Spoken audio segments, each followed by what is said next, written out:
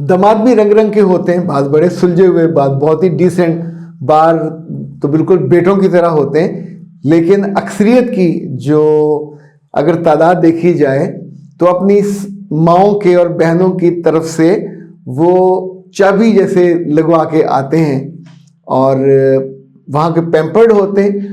और यहाँ तवक्कुआत की पूरी लिस्ट होती है उनके पास कि अपने देखिए ससुराल में आप गए हो दामाद साहब तो किसी मुकाबले के लिए नहीं गए, उनको नीचा दिखाने के लिए भी नहीं गए।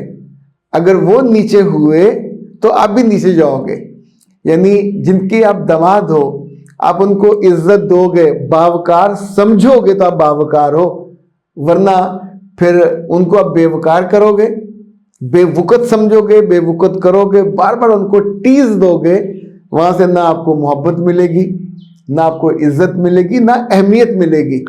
दुनिया में इज्जत चाहिए हो, रिश्तों में ख़ास तौर पे, दफ्तर में, दोस्तों में, तो हम उनसे क्या हर वक्त तो कवात रखते हैं कि मुझको ऊपर बिठाओ तख्त पे और बाकी सारे नीचे खड़े हों आपकी खुशी के लिए।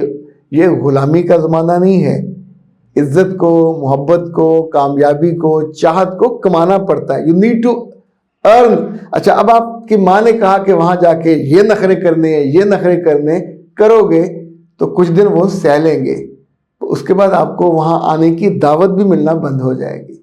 फिर जब आपने आना हुआ करेगा तो उस घर के मर्द वहाँ से गायब हो जाया करेंगे, किसी भी काम पे चले गए, या अगर काम पे हुए तो वापस आने में वो आराम से आएंगे कि आपके पास बैठ के उन्हें खुशी नहीं होती, आपके पास बैठ के आप उनमें घुलते मिलते नहीं हो।